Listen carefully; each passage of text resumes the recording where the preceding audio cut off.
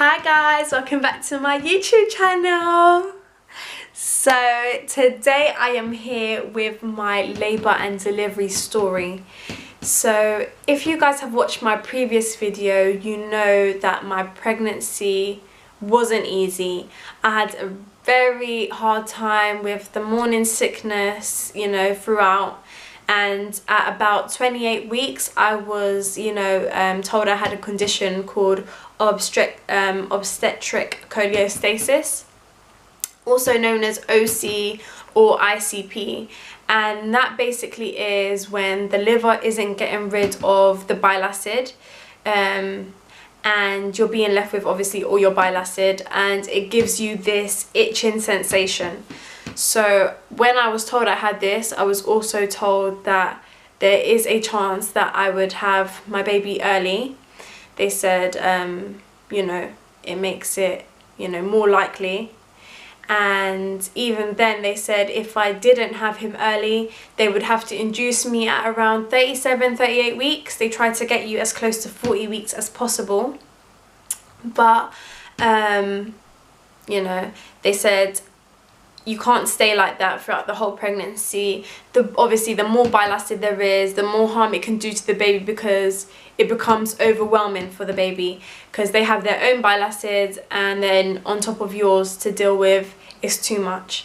So with this, I was given medication and cream. So the cream was like an aqueous with menthol, and a medication which I don't feel really helped me. I don't feel anything helped me. The cream didn't help, or the tablets. It's still a condition that they're still trying to figure out. They're still not too sure about it, and the whole thing, they're just not too sure. But there is studies happening about it, because I was on a trial drug during my pregnancy that they've been working on. And I personally feel like it didn't do anything for me. I was still itching really bad, to the point I was actually bleeding and bruising on my legs, my arms, even my face would feel like it needs to be itched. So it wasn't nice, and there would be times I'll be in tears about it, because it's just horrible. It's a horrible feeling, to feel like you're itching. It wakes you up out of your sleep. Once you start, it's like you can't stop. When you're itching, it just wasn't nice. So obviously being told that this could bring the baby on a bit sooner than expected, that's something that I was bearing in mind. So in terms of me watching so many labour and delivery stories on YouTube around this time, because I was like, okay, my baby could come any day now. Basically they were like, from now to 40 weeks your baby could come, obviously. So I was preparing myself for what was gonna happen when I had my baby. So about just before 33 weeks I was getting contractions. So my stomach was like, I was getting pains, like period cramps. I was getting those like every couple of minutes, like 2 to 3 minutes I was getting them. And that day my mum had come over, and she was like, okay, well, tell me when you're getting one, and tell me when they finish, so that I can sort of record it and see what's going on, if you need to go to the hospital or not. So they were coming to like my mum was really surprised as well. They were coming to every 2 to 3 minutes. So she was like, all right, you know what, let's go to the hospital.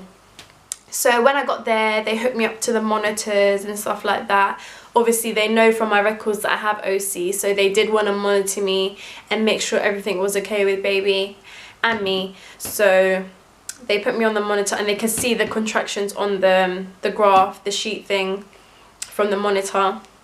And they done an ultrasound, and then they also done a cervical examination, and they said nothing's happening down there, you're not dilating or anything. But they beforehand they were like, yeah, if you are dilating, then you obviously would be going into labor. But nothing was going on down there. So the longer I was in the hospital, the you know, the contractions started to die down, and I got home maybe about, you know, just after 12 a.m. You know, they were fine with everything. They said nothing was happening, but to come back if anything, you know, felt like it was happening again, sort of thing. So that was on a Wednesday, and the following Wednesday, it was about 10 a.m. in the morning. Yeah, so 10 in the morning, and you know, I wake up and my bed's wet, you know, and I'm like, well, you know, I've been pretty good at holding my wee in for the whole of my pregnancy. I can't be wetting myself now, sort of thing. So I was just like, you know what, I'm just gonna, you know, just go on about my day. It was clear, by the way. It wasn't, you know, urine colour, so I was like, is it urine? You know, no, don't seem like it. But I went about my day, and then about maybe 2, 3, I was speaking to Josiah's dad, and he was like, that don't really seem normal. Like, I think you should call triage and, you know, ask them about it, or see if you need to go in. So I called them and I told them, so basically this morning I had been, you know, I was wet basically, my sheets were wet, and yeah, I was like, I don't think I peed myself, so what is this, you know? And she was like, you know, you can come in and see. And then I told her that I had OC, and then she was like, okay, yeah, well, we definitely need you to come in then. So when I came in, they put me on the monitors again, and I wasn't having any contractions. I was just getting like a tightening sensation in my stomach, like that feeling you get when you do sit-ups. That's how I was feeling. So that was happening, and then I had a doctor come and do a cervical examination, and she said, it looks like you are leaking amniotic fluid, so we're gonna have to keep you in tonight and see what happens, basically. And I stayed overnight. I had none of my hospital stuff, you know, with me while I was waiting for a bed on the ward. I had to send Josiah's dad to go get my hospital bag, which wasn't even complete. I hadn't had Josiah's clothes in there that I wanted him to wear when he was coming home or while he was staying in hospital. I hadn't washed them. I hadn't, you know, done anything like that. My bag wasn't packed, my stuff wasn't packed, and I was just panicking, like, you know, what's gonna happen? These times, you know, the car chair hadn't even been delivered yet. There was so much stuff on my mind. I was like, I'm not even ready to have this baby. What's going on, you know? There was things that were still being delivered, sort of thing, because I wasn't expecting him to come this soon. So I was just like, you know what, you know, everyone's just gonna have to sort things out while I'm in here, because obviously I can't go home now. And the next day I was seen by a doctor who actually said I could go home. So she was like, yeah, you were leaking amniotic fluids, but it's fine because there's still enough in there for the baby to be in there, and it's always being created, so that's not an issue. So you know, I was fine so I stayed over again. I stayed over that night also because they were giving me antibiotics, because obviously when your cervix starts to open, there is the risk of infection to the baby and yourself. So I was in there, and I was, you know, expecting to be told that I'm going to be going home the next day, but I was actually told, and this was on a Friday, a different doctor came and saw me and said, you know what, because you're going to be 34 weeks tomorrow, we're just going to induce you. Babies born at this time generally do quite well, so that's what we're going to do. So at this point I knew I wasn't going home, and I was like, what? I am about to see my little boy? Are you kidding me? Like, I've been waiting, like, anyone that knows me as well, family, friends, you know, I was ready to have this baby. Like, there was no more waiting. I was ready. I think we were both ready. He was ready and I was ready to have this baby. And, you know, I was just like, you know what, I'm glad I'm having this baby. Like, obviously I was worried that he's gonna be premature, but at the same time I was ready to have this baby. I don't know how much longer I could have, you know, gone on, you know, going through what I was going through during this pregnancy. It wasn't fun, and I just felt so weak, and, you know, I was ready. I was so ready. So they told me that they would be inducing me the next day, which was a Saturday, and I was ready. I was like, yeah, bring on the baby. I'm ready. So I spoke to my my friend Muna, and she was like, oh, like, I want to be there. So I was like, yeah, cool, come, sort of thing. So she came from that night around like 10. She stayed over, God bless her. She stayed in the hospital with me like overnight, and then throughout the day, you know, the next day.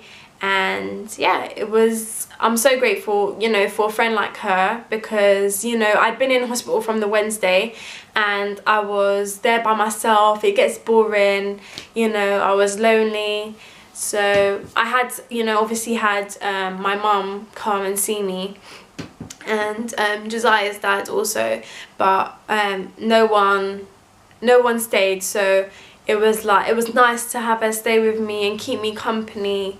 So that on the Friday night, so we were just walking around the hospital, you know, trying to bring, you know, like they were telling me to walk around, try bring the baby down further, things like that. So I was still getting the tightening pain in my stomach. So we're just walking around the hospital, and then we had a little nap.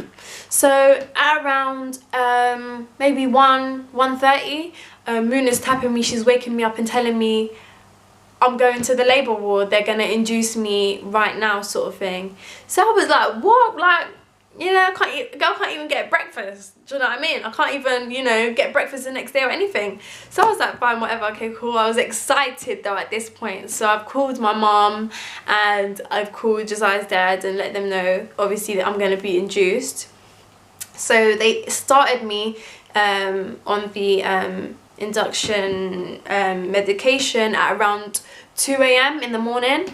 So, you know, at this point I'm not even tired because I'm just too excited. I'm about to meet my baby soon, and I was just, you know, I've been waiting for this moment for about several weeks now, and I was just, you know, I was ready, you know. So who came first? I think Josiah's dad came first, I think. Obviously Muna was there already. I think he came first, and then my mum was, you know, she was there in the car park, and then I was just like, why are you waiting there, sort of thing, just come, sort of thing. So she came inside, and you know, they're all just basically sitting there. Moon is awake, my mum's awake, they're all singing and stuff. Josiah's dad is like sleeping, and you know, it was like, yeah, it was an experience, you know. So the day is going on, and you know, I'm not feeling anything. They've started me on this medication, they're telling me it's very strong, and I was just like, wow, are they sure? Because I can't feel anything. I'm still getting that tightening sensation, and obviously I'm still on the monitor, and I'm getting it every now and then. You can tell when I'm getting it because, you know, it's going high and then going down, going high, going down. And yeah, I was like that for hours. So when they first did my first cervical examination, I was only 1 centimeter dilated. Are you kidding? I was only 1 centimeter. And I was like, are you joking me? Like, I don't understand. And throughout this whole period, I got Muna there telling me, she's like, well, asking me, she's like, so what pain are you feeling from 1 to 10? Obviously 1 being the lowest, 10 being the highest. Like, what's the pain? And I'm like, babes, it's like 1 or 2, because I'm not even feeling anything. It's just the tightening pain.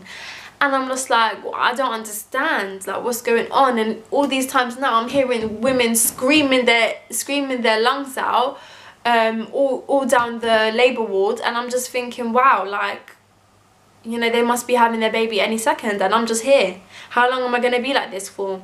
So they're obviously checking me and, you know, making sure everything's fine. Guys, remember, yeah, I can't eat now, you know, I can't eat anymore. Once they start you on that, once you go into labour, basically you can't eat anymore. So I'm just hungry, you know, I'm even just wanting to have a little juice, but my midwife's telling me nah. And I'm just thinking, wow, only water, okay, cool. So I'm just, how am I meant to find the energy to do this on just water? Let me know, someone. So anyway, I'm just there and, you know, trying to sneak a little juice every now and then, you know. I had one West Indian midwife, so every time she see me, she tell me, nah, you can't do this. And I'm just thinking, okay, cool. So I'm just like, what is going on? When am I gonna have this baby? When can I start pushing? So now they do my examination and she's like, you basically haven't broke your waters properly. We're gonna have to break it for you. So she's all shuffling around in her cupboard or whatever, and she brings out one stick, you know, like with a hook on the end. I was like, what? So she obviously uses that to pop you know, the sac, and I honestly, that was the most painful bit out of my whole labour. That was the most pain I've been in my whole life. Like, I was crying. I had the gas in the air and I dropped the gas in the air. It was that painful. I couldn't even breathe in. You know when you're crying so much, you're actually silent. There's no sound coming out. That's what was happening. And my mum was holding me and I was just like, you know what? I feel like my body just gave up right then and there. My body gave up. I was in so much pain, and you know, she was obviously, you know, trying to get all the waters out, and that's when I started feeling the contractions. So now I knew why I wasn't feeling any contractions prior to that. It's because my waters hadn't fully, you know, broke. So, you know, I could feel, you know, all the fluids coming out and stuff like that, and I was just like, I was in tears. I couldn't believe it. Every time they done an examination, like it took my breath away. Like I couldn't. It was so painful. So it was like a few hours went by, they done another examination, and I was only 2 centimeters, but imagine I'm going through so much pain. I'm feeling so much pain right now, and you know, the doctors two doctors came in and they, you know, done an examination, and they were like, you know what, if it still continues to, you know, progress so slowly, you're gonna have to have a C-section, you know, cesarean section. And yeah, and I was just like, I can't, you know, like, no, this can't happen. Like, I just want to have this baby naturally, you know. I already, you know, wanted to have a water birth, and I couldn't have it that way because I had been, you know, induced and had been coming early, and you know, I was just like, I can't have a C-section, you know, was really against it. So I was just like, obviously I didn't have an option. If that was what they had to do, they had to do it. But I was really hoping my body would, you know, start working with me and have this baby sort of thing. So when they said that, I was just sort of a bit, you know, and I was in a lot of pain. So everyone was sort of like, do you want to have an epidural? You know, your body is obviously feeling a lot of pain, and you know, you don't want to get to the point where when you start pushing, you have no energy or you're in too much pain to even do anything. So I was like, you know what, okay, yeah, let me do this. The epidural didn't hurt at all, really, you know. Obviously, they put the needle in your back, and you know, you basically, this one was like, you give yourself the dosage, so whenever you felt the epidural wearing off, you could press a button and it basically tops you up. And so I had that. And obviously with that, you know, you have to have a catheter because you don't know when you go into the toilet.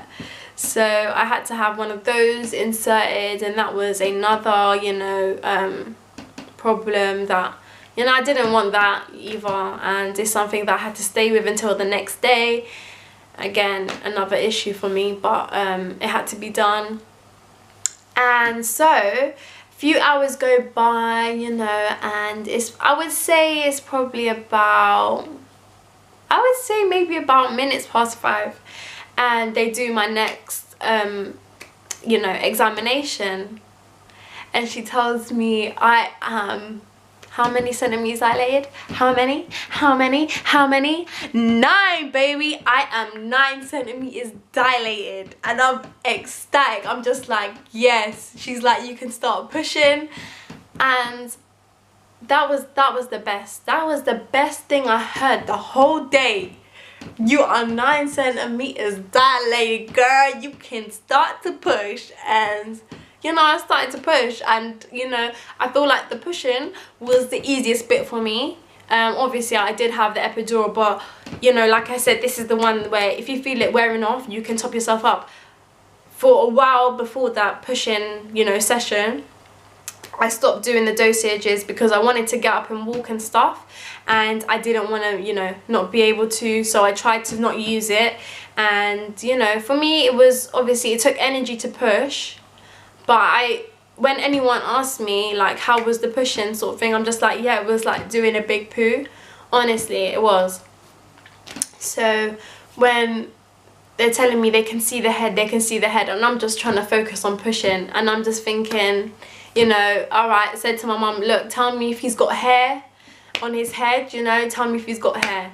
And she's like, yep, he's got hair, he's got hair. And I'm just like, okay, let me focus on pushing now.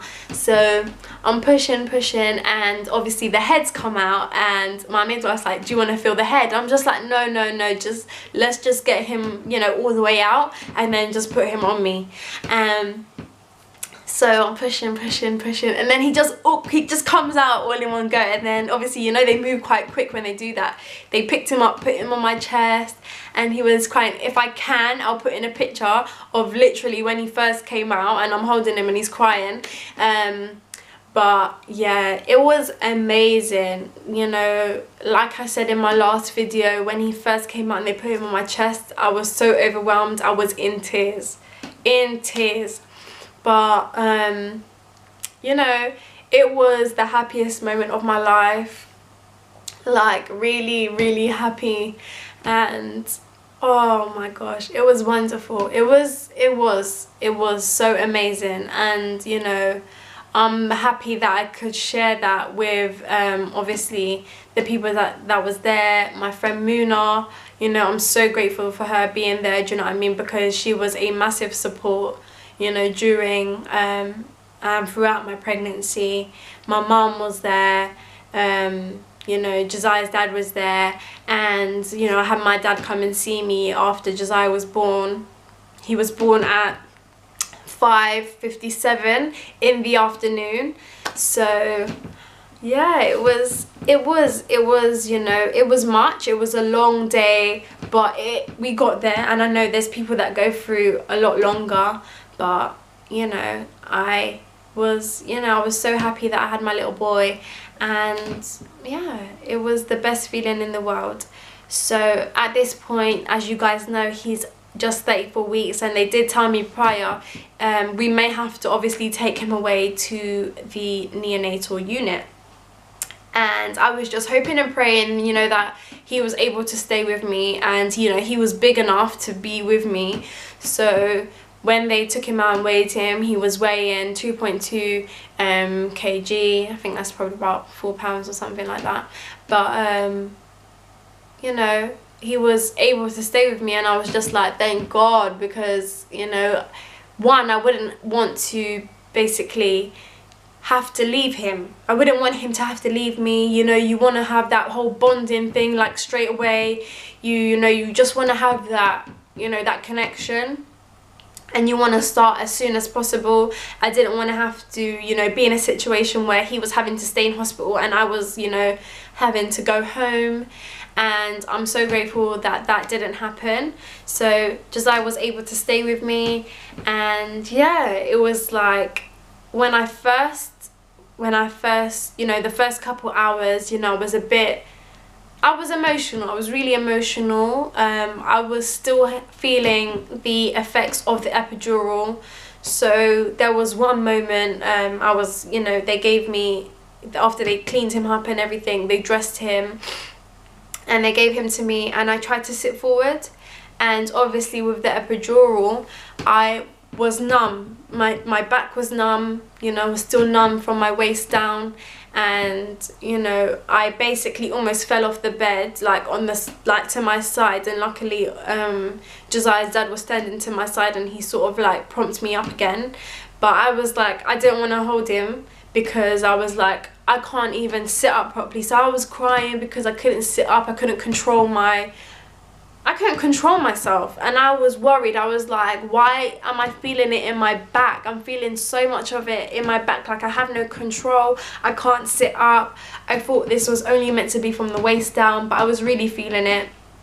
So that made me super emotional. I was really waiting for the epidural to basically just, you know, come out of my body, you know, and I was ready to just stand up, walk around. I've been on that bed for hours.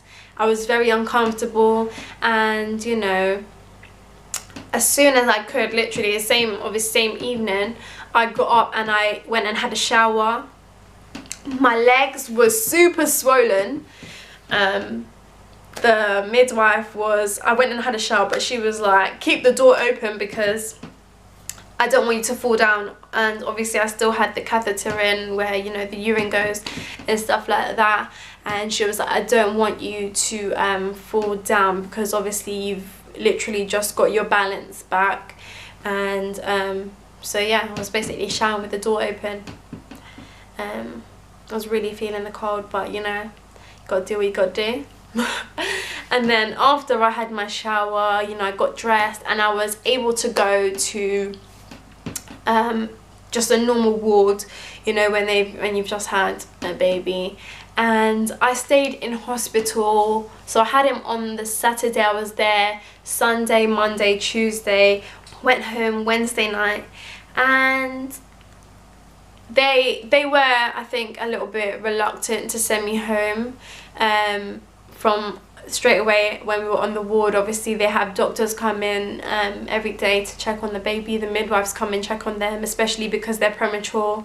They did tell me they wanted him to gain a certain amount of weight before he got sent home. So it was that, and then it was me. I just wanted to go home because I'd been in hospital for a whole week, 7 days. You know, I was ready to go home. I wanted to take him home and have him get used to our environment that we was going to be staying in. You know, I just wanted to, you know, just get out of the hospital. I wanted to shower in my own shower. I wanted to sleep in my own bed.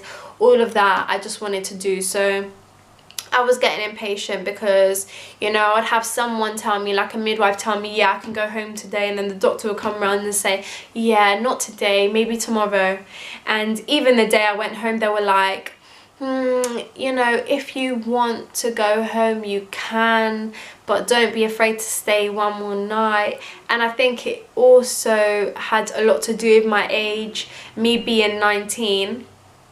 I think they were a bit, you know, worried. Obviously when you go there, they do ask you questions, you know, are you gonna have support, are you by yourself? And obviously me, I am living by myself. I would have the support of my family, but you know, I think they were just thinking, you know, they were just trying to, you know, make sure I was good and make sure baby was good. And you know, I don't, you know, fault them for it. I think it's very important that they do so, you know. It is important because at the end of the day, I've got a newborn baby here. It was my first, so I can understand, you know, I guess the just the concern, you know. And you know, they were just doing their job and making sure everything was good. But I was so happy to go home. So that is my labour and delivery story, guys. I hope you enjoy. Please don't forget to like, comment and subscribe. You already know. But yeah, please comment below and tell me what other videos you want to see from me. So yeah, thank you guys for watching. Bye.